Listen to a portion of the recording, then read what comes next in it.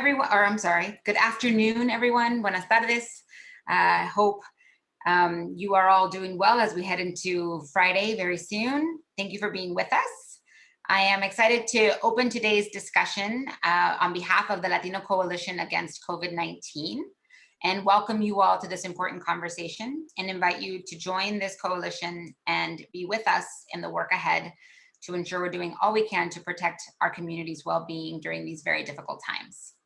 For those of you that don't know, the Latino Coalition Against COVID-19 is a national community-led, nonpartisan and collaborative movement to build health equity in Latinx communities. We recognize that these are times of great urgency that require a great response, and coming together, we can leverage each other's power and do right by the well-being of our people. The welfare, the well-being of Latinx communities that have historically been marginalized and left out from opportunity is intricately linked to the health and well-being of our country. And our coalition's work focuses on improving conditions to build a new future that allows our Latinx communities to thrive, which is imperative to building a stronger, more resilient nation, better prepared to respond to future crises. During and after this pandemic, we look forward to joining together with organizations, coalitions, task forces, and leaders like you across the country. We seek to amplify local voices specifically to a national level and to work towards the common goal of reducing health inequities. I think we've all seen that this pandemic has truly demonstrated the need for solidarity to build resilience within our communities. And our mission is to confront the underlying health inequities that have plagued our Latinx community in our country for far too long. We thank you for being with us. Today, we have an exciting panel with us of important leaders from across the country. And our goal is to really bring together Latinx leaders to discuss their perspectives on the happenings of today, on the state of the vaccine rollouts, addressing community concerns, discussing interventions that remove barriers of misinformation, and addressing issues related to poor vaccine access in Latinx communities, the same communities that we know have been hardest hit by COVID-19. So let's get started. I'm going to briefly introduce our three panelists before I hand it over to Dr. Torradas. So we have three panelists with us today. We have Jose Torradas. Dr. Torradas is a bilingual board-certified emergency physician who has worked on the front lines for over 10 years. He is also a spokesperson for the American College of Emergency Physicians. He has a wealth of experience in ERs, large and small, across the country, including COVID hotspots like New York and California. He's a graduate of MIT and the University of Pennsylvania School of Medicine, and he completed his residency at North Shore University Hospital on Long Island, New York. We also have with us today Dr. Viviana Martinez-Bianchi. She is a family doctor and the Director for Health Equity in the Department of Family Medicine and Community Health at Duke University. She also comes to us wearing the hat as the co-founder of Latin-19, the Latinx advocacy team and interdisciplinary network for COVID-19. And she is the one that we get to thank for that opening video. And then finally, we will hear from Jessica Otero. Jessica is a certified health education specialist, working as an associate clinical research coordinator at Mayo Clinic. Her work has been focused on reducing disparities in communities of color, but largely focused on COVID-19 disparities in the last year. She also currently serves as a communications work group representative and coordinator with the NIH's Community Engagement Alliance Against COVID-19 Disparities. We are thrilled to have the three of them with us and look forward to the conversation today. At the end of the session of their presentations, we will engage in a moderated dialogue. Daniel Turner-Lloveras will be moderating that dialogue, and we hope you'll stay with us, engage in that discussion, and ensure that we're answering your questions and bringing forward your thoughts and ideas as we move this work forward together. So with that, I am going to hand it over to Dr. Torradas if he is with us, which he may not be. So I'm going to revamp the agenda real quick and hand it over to Dr. Martinez-Bianchi, please, if you could open us up.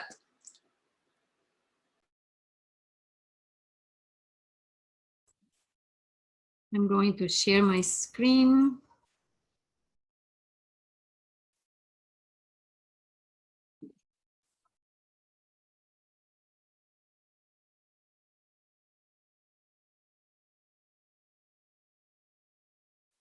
Sorry, I wasn't prepared to start. And just for Dr. Torradas' behalf, he is currently on the front lines, and so he had to step out for a bit. Okay, can you see my screen? Are you able to see my screen? Now we can. Yes. Just need it in presentation mode. Okay.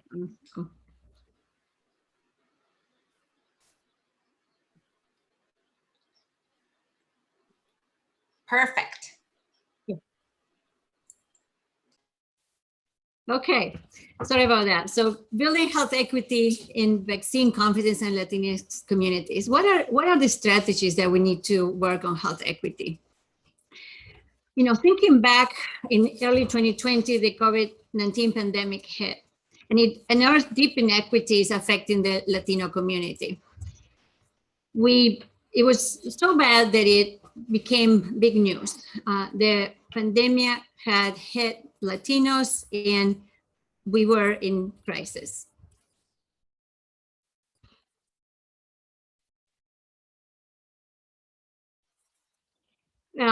We started seeing access issues, and the same access issues that we saw early in the pandemic to testing are the same access issues that we're seeing now for vaccination. This is a map of Durham, and in this map, it shows the population distributed in the map. In green and black are both, I'm sorry, in green is the Black community, and in orange is the Latino community. And what we started seeing is that and in blue, we are seeing white communities. And we started seeing the deployment of testing sites all along those communities, where white communities are and not in the Latino community. For many months in the pandemics, all of the testing sites were on the west side of town. This is where I practice. And then only when we started really advocating as members of Latino communities, we started being able to see that some of those sites were deployed where people are living. Vaccination deployment is seeing similar disparities. Of all vaccines distributed, this is out as of April, only 5% were among the Hispanic community, 90% of non-Latinos. And this is the state of North Carolina. We are now at about 10%, and we're starting to get to that equity, being an equitable distribution to our community. Latin-19, the Latinx advocacy team and interdisciplinary network for Latin-19 was born out of a collective passion. It's a coalition of passionate advocates for our community that get together every Wednesday at noon to discuss gaps, needs, action items. We also spend a lot of time listening. What is remarkable is the interdisciplinary coalition that has formed brings together people every Wednesday, ever since March of 2020, to have these conversations.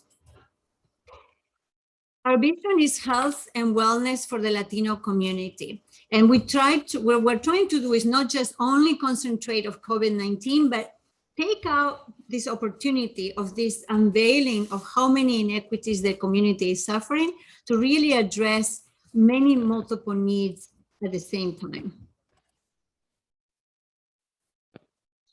We're a multi-sector group that includes academic institutions, healthcare systems, public health departments, public school systems, community-based organizations, government, faith communities, and others. We're more than 500 members.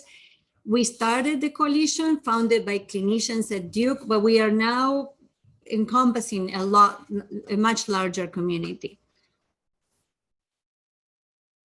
we're in all in this together, and we need to stand up for this lack of health equity. I love this from Inosanto Nagara in the book A is for Activists, Indigenous and Immigrant. Together we stand tall. Our histories are relevant. An injury to one is an injury to all. The idea that we all have to work together if we want to improve things. We need to highlight the importance and dignity in recognizing and valuing and respecting our own and each other's identities. Thinking about the Comunidad Latina, we all know it is not a monolith. We are multiple communities within that community, and it is important to, in that listening that we're doing, to understand, to listen with humility, to not label somebody ignorant, to really start thinking, what is it that we all have learned and we bring together into this conversation about vaccines, about COVID-19, and many other issues of health and wellness. COVID-19 addresses disparities experienced by the Latina community, and our mission is to improve the health and wellness of this diverse Latina community, bringing sustainable solutions through collective leadership, trusting collaborative partnership and alliances, creating this platform that honors all voices, engaging historically marginalized communities, and recognizing and amplifying the strengths of the Comunidad Latina. During these meetings, and again, it has even gotten us all by surprise in that we continue. Every Wednesday, there's going to be about 100 people joining. And what is it? It's because the way of listening and the way of learning. We may have a speaker coming to talk about vaccines, and a well-renowned expert that is going to be talking about vaccines, and the next group of people that are going to be speaking are going to be members of the community, and there is that dialogue, and then somebody who's a health system leader who's going to be listening, and then as a Latina member of this large health system and university, there are things that I've been wanting to change for 15 years, but it is now when the leadership is listening directly to the community that things are happening and changes are taking place. There are the specific projects that we're working on right now. We have interdisciplinary network meetings, mobile testing and care units, support groups for survivors, maternal health team, community health workers and navigators. We work with them, we train them, we taught them how to do PPE. They're a very important member of the whole large interdisciplinary team. We do a lot of advocacy, research, and the Latin-19 vaccination days are part of this structure. Somebody was saying, what is happening? How come Latin-19 can actually convene and bring so many people? It's because it's not just about vaccination. We've been together in the community, walking with the community since the beginning of the pandemic, becoming trusted voices. We have been working on improving cultural awareness in the ICUs. We know that fear in the community that their loved ones would disappear or die. There was lack of communication. We have worked in improving that language access. We have done PSAs and community messaging so that people are trusting. For example, during a Latin-19 Zoom meeting, Yolanda Guzman, an internal medicine resident, listened to a community member talk about people's experience during their admissions to the ICU, and then worked on raising awareness, guidelines, and action items to positively impact the care provided. School of Medicine faculty and students are working to improve medical Spanish at Duke so that we are able to provide more culturally competent and language competent care. We have had students working in the educational mission, working as contact tracers. We have partnered with multiple organizations for food and supplies, training of community health workers, doing a lot of information delivery. And when we do vaccination and testing events, we're also providing food, other services, and PPE. For example, on Saturday, we're going to have another vaccination event. We're also going to be checking glucose and lipid panels. What we are recognizing is that a lot of members of our community don't have access to regular preventive care. So we're trying to use this opportunity to do that. This is another one of those times with the community doing delivery of PPE as well. We have done a lot of training of community health workers.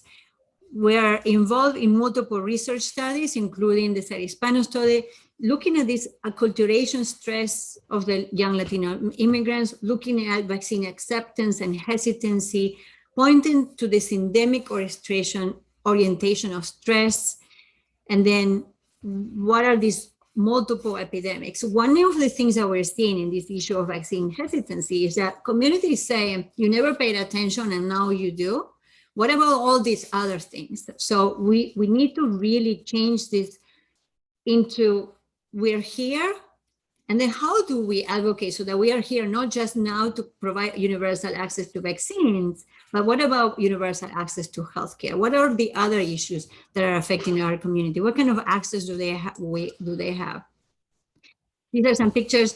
This is a picture of vaccination event for the elderly. We did what you saw in the early video. We worked with the Latino Community Credit Union, where they called people to invite them to come into the vaccine. These were not people who were looking for a vaccine. The credit union called them directly from their list to offer them a vaccine, and the vaccine was provided at the actual credit union, already a trusted place. When the vaccines came up, llegaron las vacunas. This is Gabriela Maradiaga and I. We're both co-founders of Latin-19. And that was back in December. We were category 1 and group 1. And so we've been, more than 40 times on TV, and realizing that as each group came in, we needed to go back and doing the same presentations, explaining the vaccines, the reasons why, etc. Vaccines bring all of us hope, and doing these vaccination clinics, it feels like a caricia para el alma, ¿verdad? It's such an important time of talking with people. But during those vaccination events, and this is one of the Latino Credit Union, we are also doing the station for food, and we are really trying to have a conversation to understand and then create videos that then we can share as long as people give us that permission. Latin-19 has been featured in over 100 appearances in the press. We are able to reach Spanish-speaking communities with important messages through multiple media outlets, including broadcast, print, Facebook. Like, I have to say that some of my best allies, our best allies are ABC News, Telemundo, Univision. Univision did this great, ended up coming into Durham and doing this mini documentary about what we were doing. But they are actually putting us on TV on a regular basis. So we're part of that community. Another portion that we're doing is a lot of advocacy at the government level. I have been named advisor to the Department of Health and Human Services. And right now, actually since September, 50% of my time is some subcontracted from Duke University to the North Carolina Department of Health and Human Services to work on the pandemic response for Latino communities and other historically marginalized populations. We were named by the Director General of the World Health Organization as, and thank us, Dr. Tedros Adhanom Ghebreyesus, thank us for that work. I do have to say that I am also I am a liaison to the World Health Organization through the role I have with the World Organization of Family Doctors. And that's part of one of my roles that I have. Caminante no hay camino, se hace camino al andar. This past year, I had never stopped thinking about Antonio Machado's words. Walker, there is no path, we make the pathway walking. Because it has been through walking this new path together that we're coming at the end of the year with this resilience and this determination to improve equity for our Comunidad Latina. We really need to get together, work together. This is why I was so excited to be invited at this East Coast, West Coast kind of coalition, that we need to continue to work together so that we're not here only about what we're doing during the pandemic, but what are we going to do next when the pandemic is over, if it is over, how do we make it over so that we get everybody vaccinated, but also how do we work on all of the other syndemics, all of the other epidemics that are happening to our Comunidad Latina to improve health for all. Thank you so much. Thank you, Viviana. What we're going to do is we'll have questions I want to ask you. I know I want to ask you several questions because you guys are doing amazing work. And I think communities across the country have a lot to learn from what you've been doing in community, them making partnerships, tying in the multiple different pieces and stakeholders that are involved in building health equity in Latino communities. So thank you for that. We're going to have a question and answer period, but we do have Dr. Torradas, who has returned to us. And so I wanted to give him a chance to speak to us on his work on building health equity in Latino communities. Thank you, Daniel. My name is Dr. Jose Torradas. I am an ER doctor by trade, but the medical director of a grassroots initiative in Philadelphia called Unidos contra COVID. And we were formed essentially out of recognizing that there was a huge disparity, even within different underserved communities, seeing how well the Black Doctors Consortium was doing here in Philadelphia, but noticing that our community, which is 15% of the whole city's population, had vaccination rates of about 2 or 3% for the first month of the vaccine rollout. So as a difference to the previous speaker, who is with an established entity that is probably one of the most respected in her state and in the region, we are as grassroots as it come. We did not come with any sort of institutional support. We were essentially doctors and nurses who were purely Hispanic and bilingual, who just met each other through connections and professional organizations like NAN, NHMA, SciLamp, for example, and just started this from scratch. So our work started public advocacy for our community to make sure that those who were in positions of decision-making could hear our voice. So through our advocacy work, we were able to convince the city to put up a second FEMA site in the heart of Spanish Philadelphia. But we've also offered our assistance to any group, small or large, that has wanted just a purely bilingual medical expertise to help round out their scope of work. We've also led immunization drives ourselves. We've done it in the most resistant and lowest vaccinated areas of the city, recognizing that for a lot of folks in our community, their day-to-day routine is work, home, sanctuary, rinse and repeat. And if you do not get them at one of those three places, that they're not hesitant, they may just not trust or have the time to get vaccinated. And I think that that's an important part of this next phase of the vaccine rollout that we're seeing, where it's a little bit more difficult to get sort of masses of people to come. Maybe with the children, as they start to become eligible, it'll change. But for the most part, we're seeing that those numbers are dropping significantly in a place like Philadelphia, where there's been plenty of vaccine available for those who have wanted it. And now we're looking to expand our efforts kind of broadly into the counties on the east side of Pennsylvania, recognizing that as each county has specifically been carrying their own tasks, that some places are doing phenomenal and then other places are doing not quite so well. So our group in how we work is that we are unaffiliated, really, have no ulterior motive other than is all volunteer effort on our part, is to offer our help to anybody who wants it.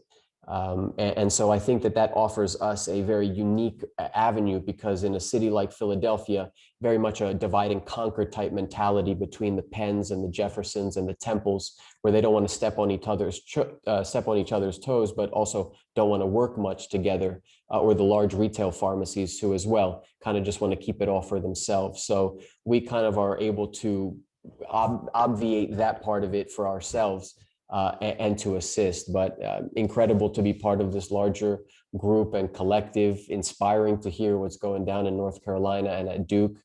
And yeah, just thank you for the opportunity, and hope to support the good work of everybody who's on here. Thank you, Dr. Torradas. And I've heard your story, heard it. I I was impressed that how much you were able to accomplish by what many feel is, difficult to do without all the resources that one would think would be necessary in order to get these resources into the community. But I particularly like your story because you address some of the barriers to getting this kind of work done, and not easy. You make it sound easy, but overcoming these barriers and getting these things done are intervention that can be implemented in Latino communities across the country. And so that's one of the goals of this town hall series, is so that folks who are listening, who are considering doing starting a direct outreach program, and that it's doable.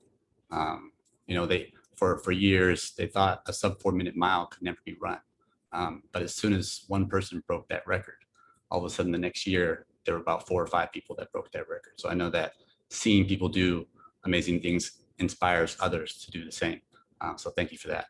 I also wanted to now introduce our third panelist, Jessica Otero, and you all were introduced to her at the beginning, so I will now pass it on to her. Hi, thank you. Let me try to share my screen here.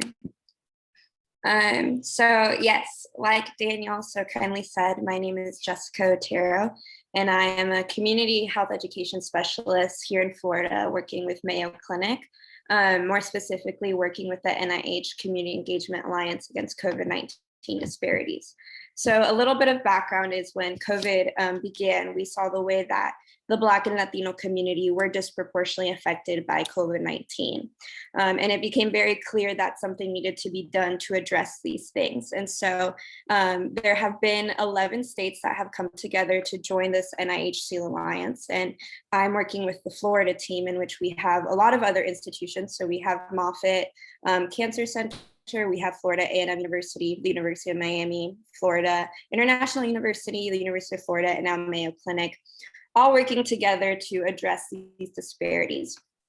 And so at the beginning of the pandemic, well, when we first joined this team, our first thing to do was to understand what themes were specifically in the Black and Latino community.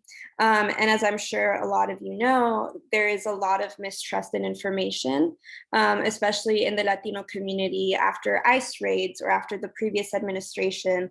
A lot of people wondering, why should I trust the government's suggestions in caring for my community when in the past they haven't had me in mind?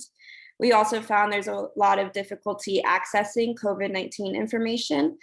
So a lot of low-income members of the Latino community don't necessarily have great access to care. They don't know who to trust with medical information. They go to WhatsApp for their information, which isn't always reliable. And then they also had difficulty accessing the vaccine. And so the way our team went about this is we felt that it was an all hands on deck effort, kind of like the previous panelist said, of it had to be from the ground up. And what we realized is that we couldn't come in thinking we had the answers or the solutions, but needed to partner with the people that did. So we did a series of things to address these themes that we found from our focus groups. First, we had this panel with Dr. Kizzmekia-Corbett, who helped develop the Moderna vaccine. And then we also had Jessica Rivera on this panel. And so a few things that we received feedback on is that it was very helpful to have a panel of all people of color who were able to understand the communities that they were speaking to and understand the specific concerns. And Dr. Kizzmekia-Corbett and Jessica Rivera are two very trusted individuals in the vaccine sphere and in the science communication sphere. And so we found it was very helpful to have them there. We did have direct translation in Spanish, but we wanted to focus specifically on the Latino community. So from there, we then had a panel completely in Spanish called Enfrentando los retos de COVID-19. And in this panel, we had a mental health specialist, we had a faith leader, and we also had people who were directly involved with vaccine distribution and the clinical trial process. And so from that panel, the greatest feedback that we received was that it was very helpful to have people from so many different spheres of life. For example, in the Latino community, a lot of people have concerns related to faith-based questions. And it was very helpful for us to have Obispo Robert Casey, who is able to speak directly to these concerns.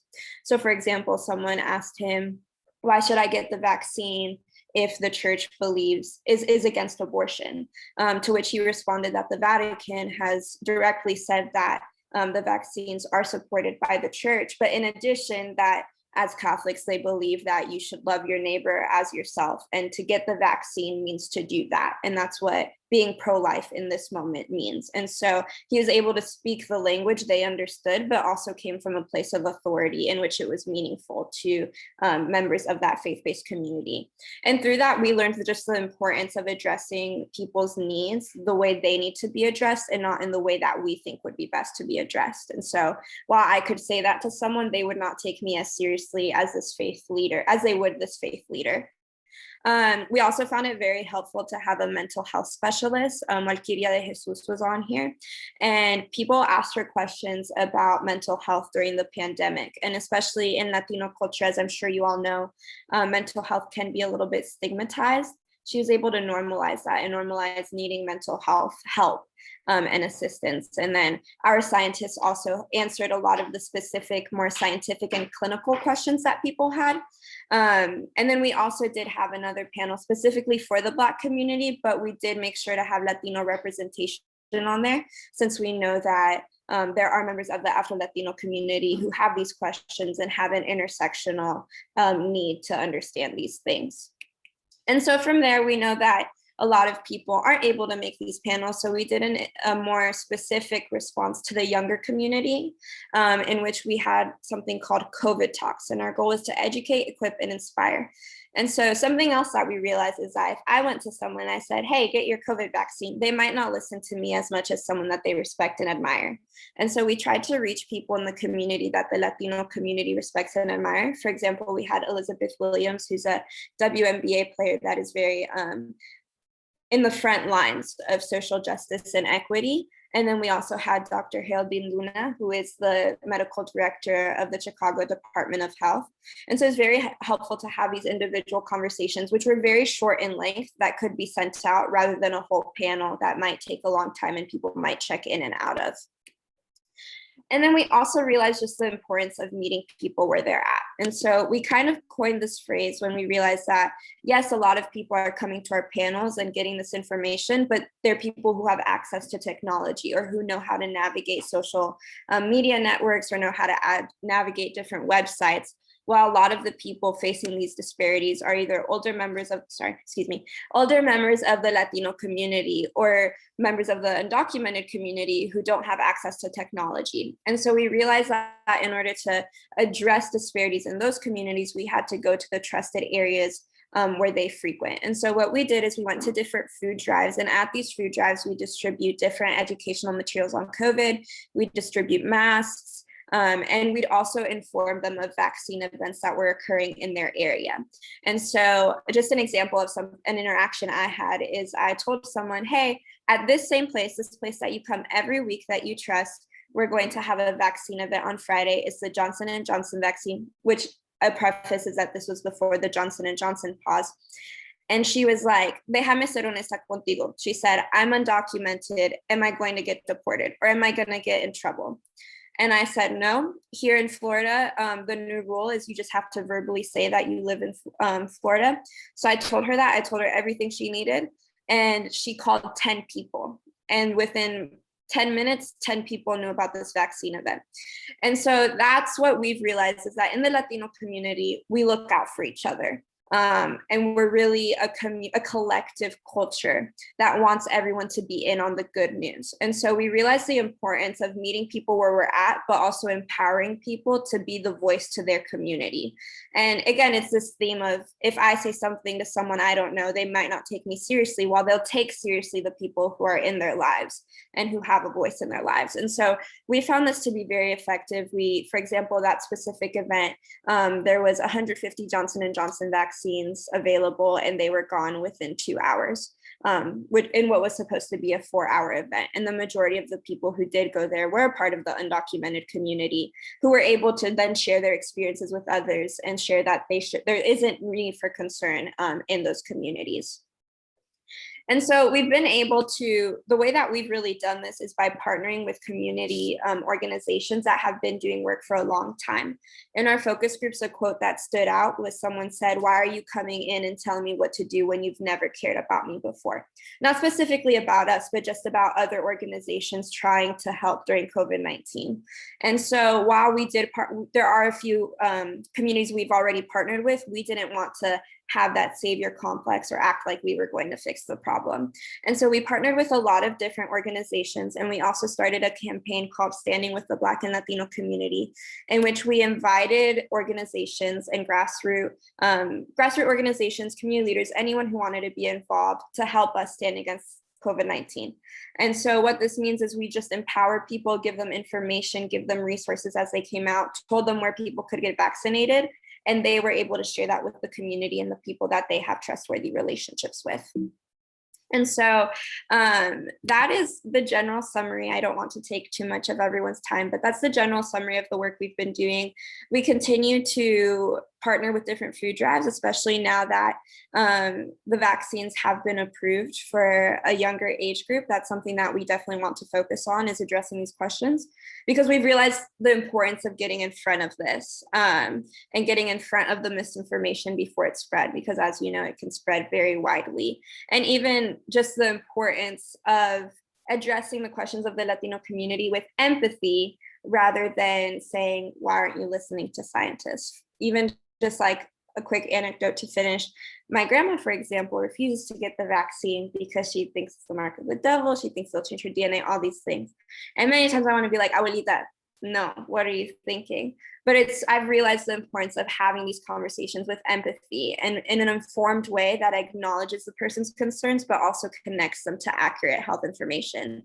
And that's the goal. And I'm so grateful for organizations like this one, in which we can all gather together, because like I said earlier, we know it's an all hands on deck effort, and I'm very honored to be a part. Excellent. Excellent. Thank you. Thank you, Jessica, for sharing your story. And as I was saying, for all the other speakers, I think it's really important for to share these kinds of stories, because it's hearing these kinds of stories that let you know that this can be done wherever you are, as long as you have the right tools and are connected to the right people and the right community. And that's the background story of why the Latino Coalition Against COVID-19 was started, was because, as you all know, the pandemic began, unfortunately, under the administration of Trump, and his strategy was launching a campaign against COVID-19, county for itself, each state for itself, and without a unified voice. And what that created is this disconnected efforts trying to address the different disparities that are going on in our communities.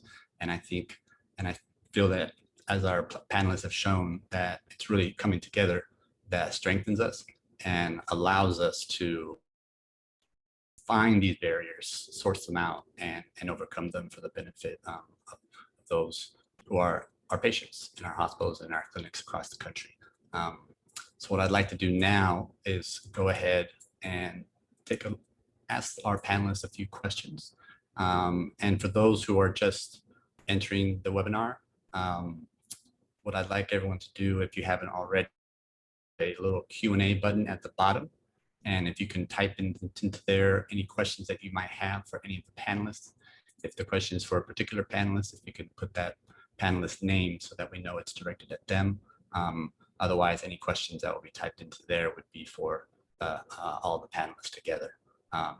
We appreciate everybody who's joined in, and feel free to speak your mind. Try to make this interactive, so where we can be inspired by your thoughts and your ideas. And we may even ask the questioner some questions back to have a sort of a two-way interaction between all of us. So what I'll do is, so for the first question, let's see here.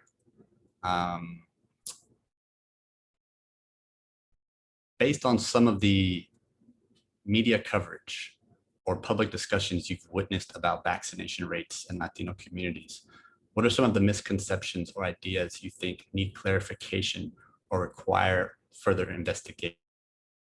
And this question is for any of the panelists. I take some of that. I don't want to assume what is it that the person asking the question, what is it that the media has covered, right? Because we have divided media just as we have divided people. It depends on what media you listen to. You have a different take on what's happening with the pandemic. What we did see early on was that there was a lot of conversation about how Latinos didn't want the vaccine. And it wasn't that they didn't want the vaccine, it was they had difficulty finding where the vaccine was. The issue of where to access the vaccine it wasn't hesitation, it was access. It was getting to where it was. And what we're seeing now is a trend to where the majority of those, at least in our area, who wanted to be vaccinated had gotten vaccinated. And now we are working with a group of people who are trying to figure out, should I get vaccine? Is it safe or not? What we are learning is that we cannot make assumptions that if you are there with the people that Daniel, you were mentioning a moment ago, connected with the right people. In this setting, connected with the right people is being connected with the community. If we are seen as trustworthy, and trustworthy comes for at least the community that we're serving, is have we been a presence? Have we been part of this? I think one of the successes that we can talk about with Latin-19 is that the people who have been with us, who had seen us there, who have been seen that we are a presence in the community. And our presence is not, as it was said earlier by another speaker, that it is because we're part of the health system. It's because we are Latinos, we are in the street, we are going in. It isn't, in fact, it isn't about who employs me, it's about who I talk to, who I am with, who do I get to the streets with, right? And who do I listen?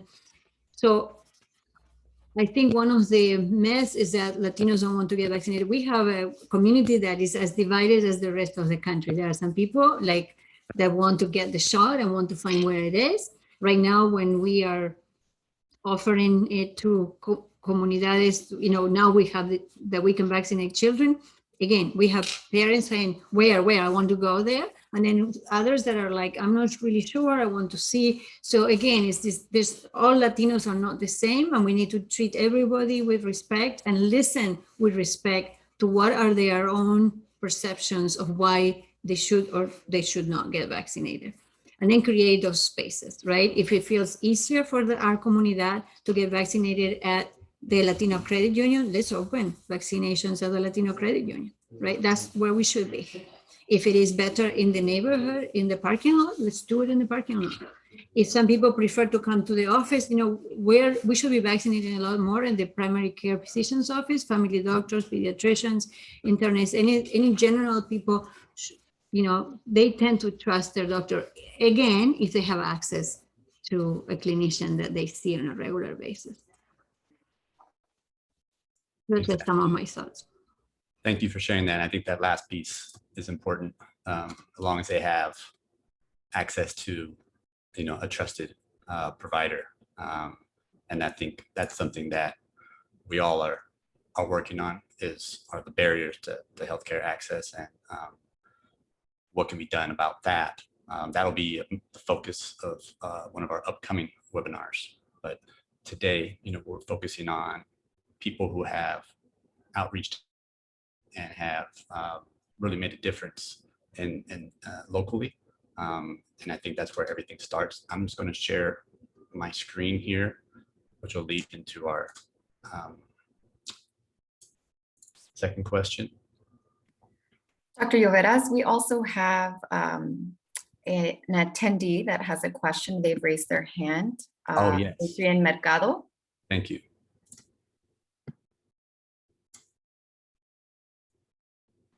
Hello. Adrian, welcome. Hola. Thank you for having me. Thank you so much for this. This has been incredibly just encouraging to I'm here in South Los Angeles in East LA. Oh, sorry, I'm in East LA where I am volunteering to help vaccinate my community. And I've worked in South LA with Charles Drew University street medicine team to be doing this work. We've worked with FEMA.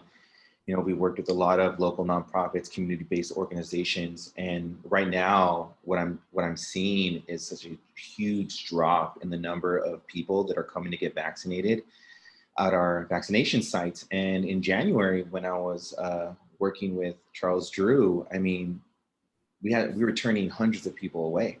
We just didn't have the vaccines. We didn't have enough.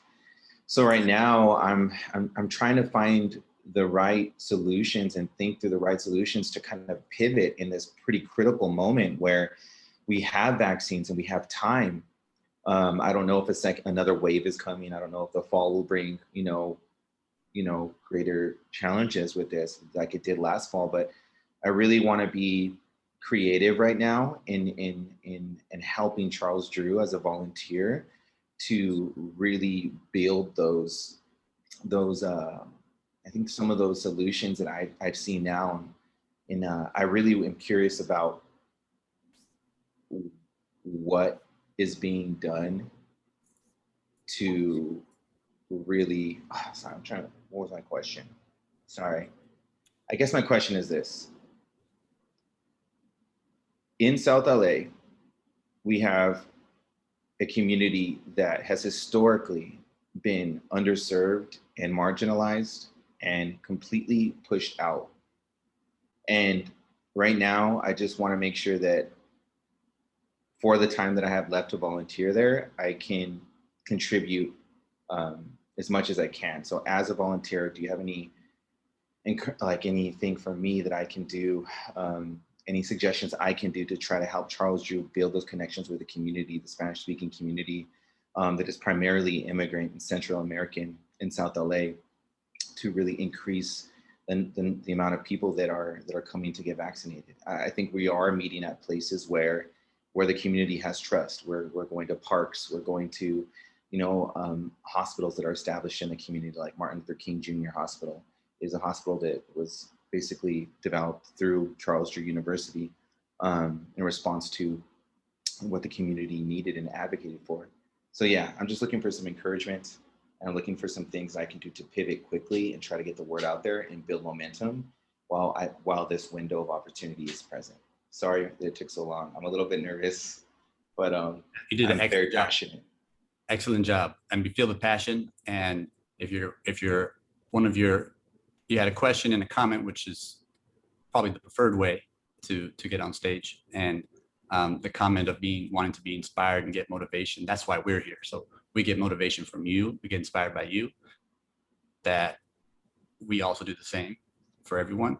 And by building this familia, you know, we can exchange ideas, exchange resources, and keep that momentum going, because it is difficult to keep that momentum going if, for whatever reason, your community that you're focusing on all of a sudden isn't responding as well as prior.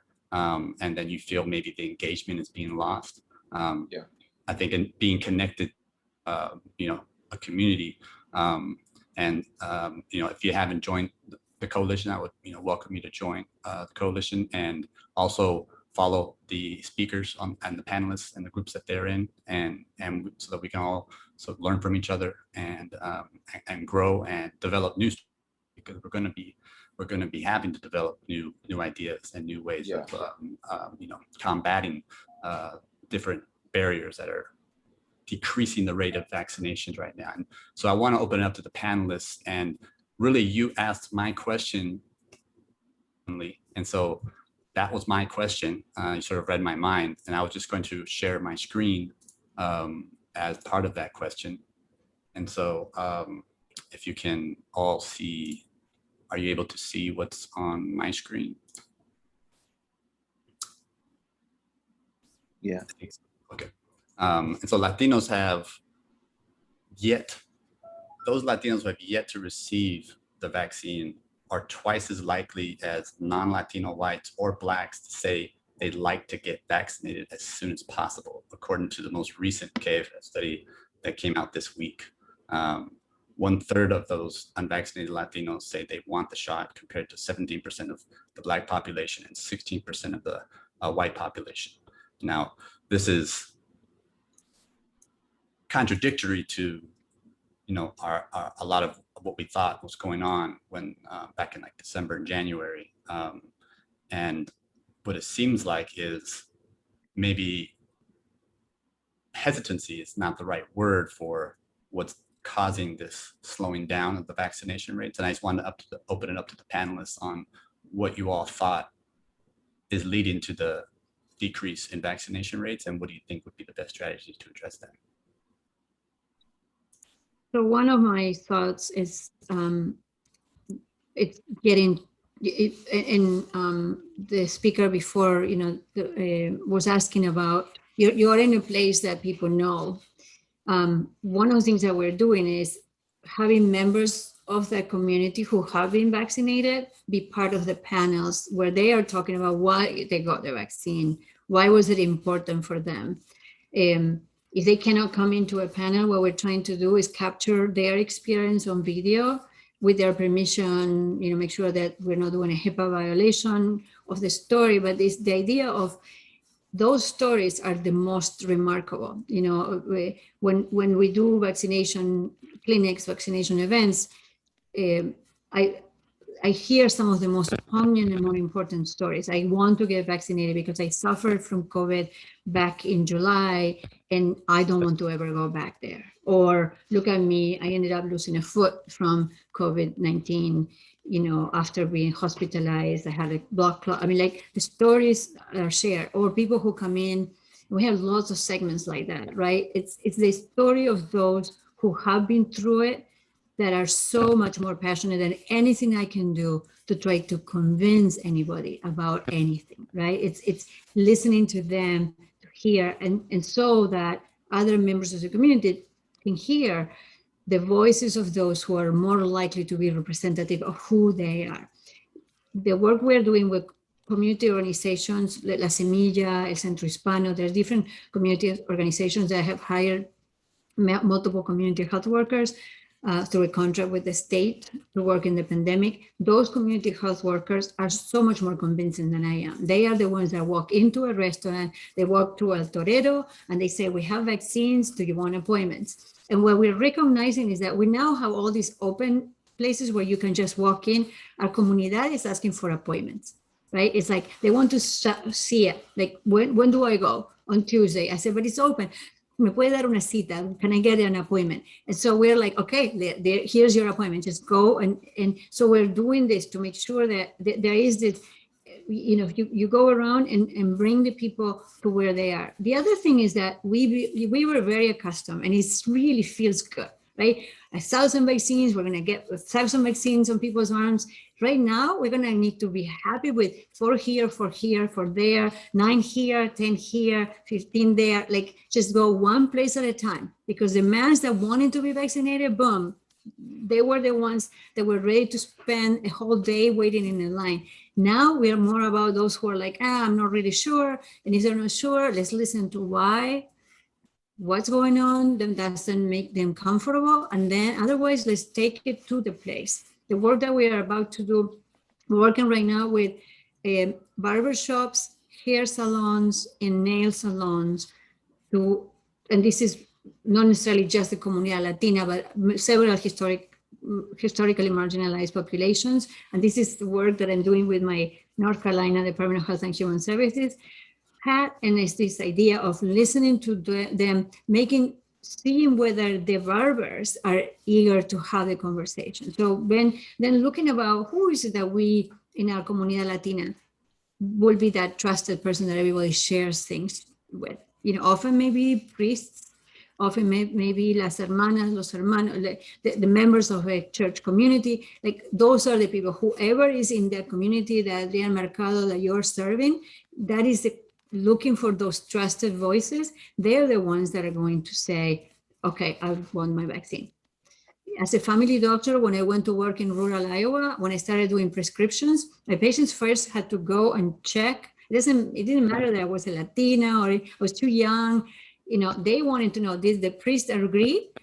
If the priest agree, then with my recommendations, then they will go ahead. So find out who are the trusted voices in that community and then go with them. Right. Thank you. Thank you, And if Viviana. I could just add one more thing, something that we found that works really well in Florida is two things. One, we created this thing called COVID Champions, in which leaders of we recognize what targeted areas need to have information. So for example, the evangelical community, we got a COVID champion who was a leader in the evangelical community. In the Central American community, we found a leader, and we created a graphic, and it said, I got vaccinated because tal, tal, tal. And then for more on my story, we put a link there. So having COVID champions we found was very helpful.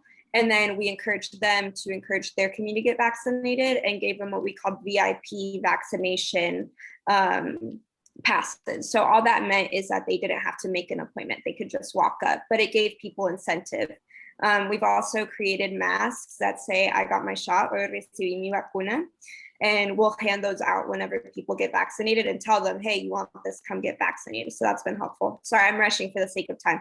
And then the other thing that has been very helpful in the Tampa Bay area is going house to house and printing out door stoppers that say, get your COVID vaccine here. If you have any questions, come to this link. And on that link, they have so many questions from, is it the mark of the devil? Will it change my DNA? Like all these questions people are having can be found on that website, but they're going to the specific neighborhood that needs the help. So it's instead of expecting people to come to you or come to us, it's directly going to them, which obviously we want to be mindful and respectful of people's spaces.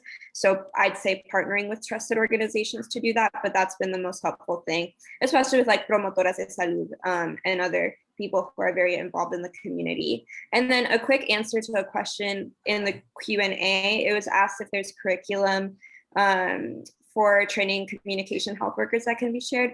There's a lot of different toolkits available on COVID-19.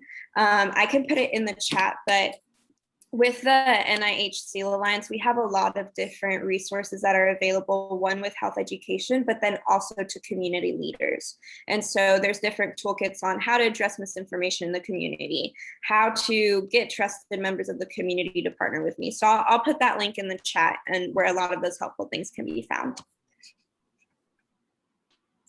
Thank you so much, Jessica. I was going to ask you that question because I wanted to try to get to everybody's questions. And so thank you for answering the other question that was asked.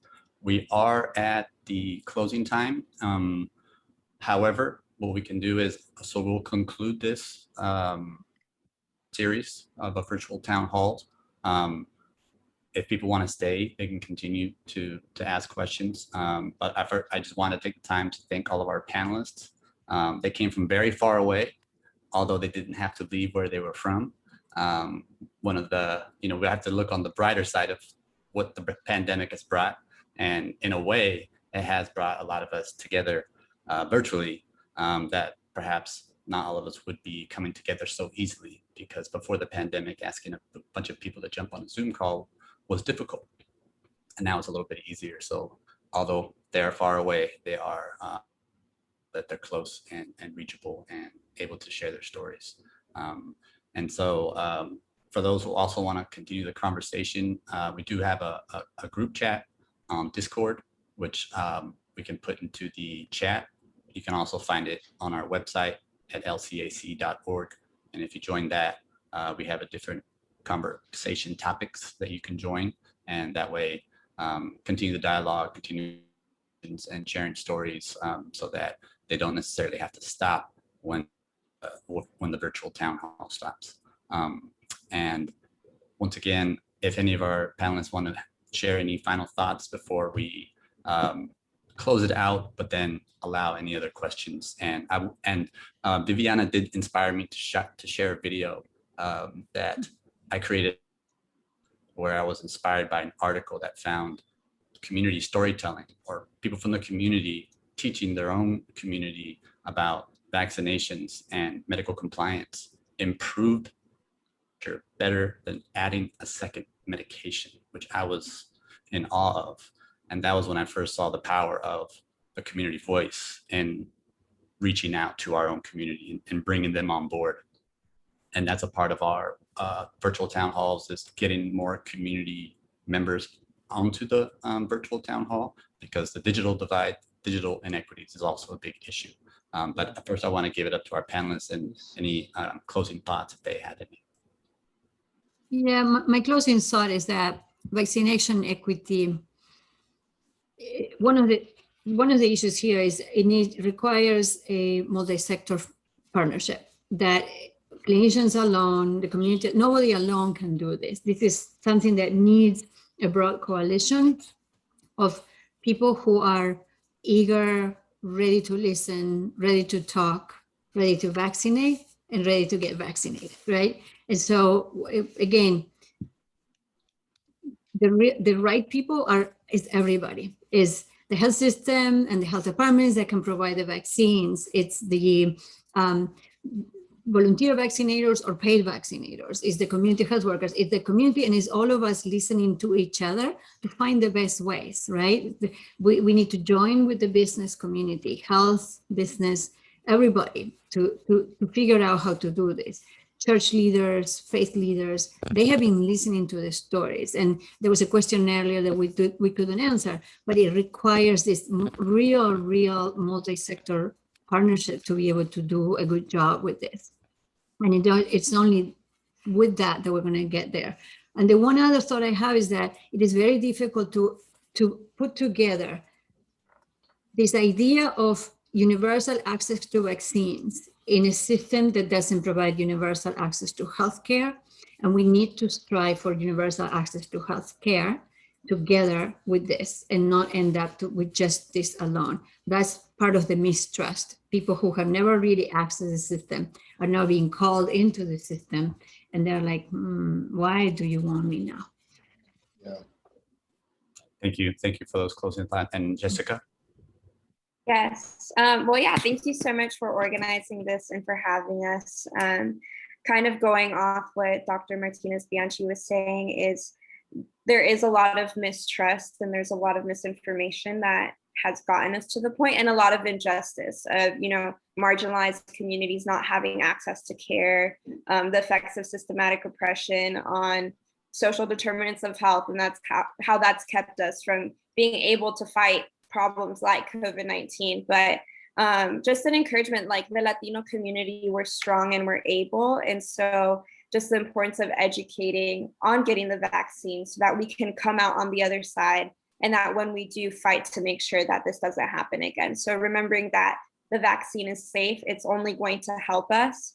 It's going to help us get to the other side, go back to a sense of normalcy, while remembering that normal isn't where we want to go back to, in the sense of systematic oppression, injustice, health disparities. Like, we want to come out on the other side knowing that we are fighting for our communities to have a seat at the table, to have a great quality of life, no matter where we come from, what language we speak, what the color of our skin is, Like, we all deserve to have a good quality of life. But in order to do that, we need to care for ourselves and our community and advocate for each other to reduce these things that have gotten us to the point where we are. Thank you so much. And so that concludes our virtual town hall. What we're going to do now is, if anybody needs to go on with their day, feel free, and feel free to email us with any questions, or visit the website and reach out to us that way as well. What I'll do is I'm just going to play a short video and as an outro, and then if there are any people still here and the panelists are also are able to stay, answer the last final questions. So I'm just going to share my screen here.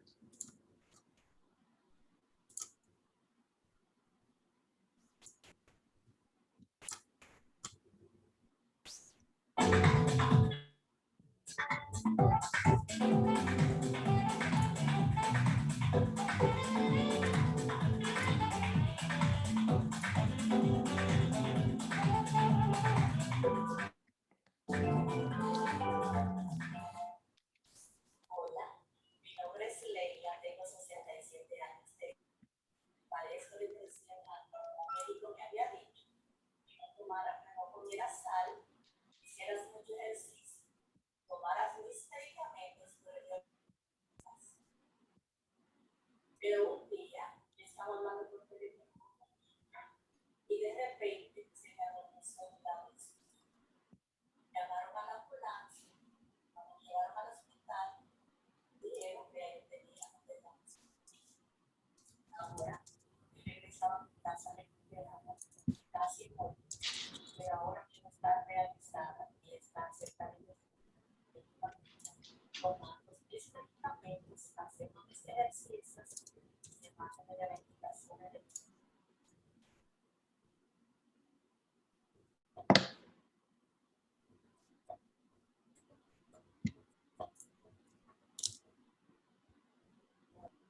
mi nombre es Raquel, es contar mi historia. En 2008, que me levanté muy enferma, con mucho dolor en el cuerpo, en los músculos, mucha tos. Me sentía tan mal que fui al hospital. Me diagnosticó que tenía una infección respiratoria. Y lo que sucedió fue que estaba tan mal que el doctor me dijo que tenía que ir a cuidados intensivos para poner respirador artificial porque estaba muy grave. Tenía que ir a morir. Los doctores le dijeron a mi familia que yo iba a morir, pero gracias a Dios pude sobrevivir. El doctor dijo que era porque yo no me puse la vacuna, porque mis amigos me decían que no me vacuna, yo no me la quise poner porque me daba gripe. Pero ahora yo me pongo mi vacuna.